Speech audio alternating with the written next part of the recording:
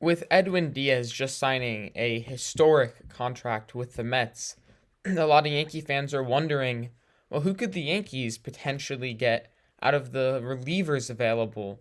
Because the bullpen is an area where the Yankees need to improve and need to get some depth. A lot of relievers are becoming free agents for the Yankees this offseason. Chapman, Britton, probably we don't really want to bring those two back, but at the same time they did pitch last year, so we need to get back the volume that they brought. Same with Miguel Castro, Chad Green. So Yankees need to improve that bullpen a little bit. They have a lot of good arms, but at the same time, the bullpen has always been a question mark for the Yankees because injuries are just always so prevalent. The bullpen will be amazing to start the season, and then everyone will break down. So I think it's definitely a priority for the Yankees this offseason to get at least one or two more bullpen arms. That way, if injuries do start to happen, it's a little bit less of an issue. And if people like Michael King return from the injured list midway through the season, they have a little bit of support to lean on there. So here are three kind of under the radar free agents and one player that you would have to trade for who could be in the Yankees bullpen next year. So let's get into this. So the first player is Taylor Rogers. He is a free agent. He's 31 years old. He is a left-handed pitcher, and last year he pitched on the Padres and Twins. Now, his base stats last season are not that good. He put up a 4.76 ERA in 61 and a third innings. But what's really fascinating is his underlying stats.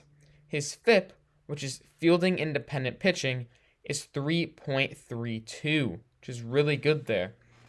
And the reason why that his FIP is so low is because he's striking out a lot of batters, struck out 11.8 batters per nine. He only walked 2.7 batters per nine. I mean, he's not walking a ton of guys. He's getting a ton of strikeouts. He was just getting a little unlucky on the balls that were hit in play. His defense failed him. And the Yankees, they have very good defense. I mean, Harrison Bader's in center field there. DJ LeMahieu, he won a Gold Glove. Jose Trevino behind the plate. I mean, the Yankees are a fundamentally good defensive team. So Taylor Rogers could be a little bit of a buy low candidate, where his value, it's not crazy high, but he has a lot of upside. I think the Yankees are going to try to be pursuing him. He's a free agent, easy guy to get. Next is Matt Strahm. He is another free agent. He's 30 years old, another lefty. Last year he pitched with Boston, and he put up a 3.83 ERA in 44 and two-third innings. He also had a 3.72 FIP, so not bad there. Just another solid lefty. You're losing Chapman and Britton, two lefties in the pen. You only have Peralta and Licky. You bring in Matt Strahm, have another lefty there. He's not the greatest. I mean, there's nothing here that makes me think he's going to have a fantastic season next year. But even just a 3.6, 3.7 ERA for the Yankees, that's pretty good from the left-handed side, because then you have a little bit of a specialist here. You bring him in to verse a left-handed centric lineup. So I think he's another interesting option just because he's a free agent. He's a lefty. Lefty free agents are hard to come by. Could be a good player to sign. The last guy we need to be traded for, and that is Joe Jimenez.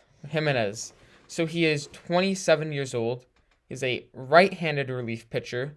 He's on the Tigers, and he's a free agent in 2024. So he has one more year of team control under his belt. Now, last season, he had a 3.49 ERA in 56 and two-third innings, which is pretty good there. But his underlying stats are amazing. He had a 2 FIP. 2. His fielding independent pitching is crazy low. And it's because he strikes out a ton of guys and has really good control. He only walked 2.1 batters per nine last year. Really low there. And he struck out 12.2 batters per nine. A lot of strikeouts and not walking a ton of guys is a recipe for success. I think we're going to see an elite Jimenez next year.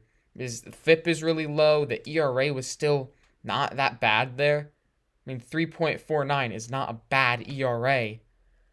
I think he's a really good candidate here if the Yankees want to get a elite relief pitcher at a fraction of the price of signing one of the big free agent relievers.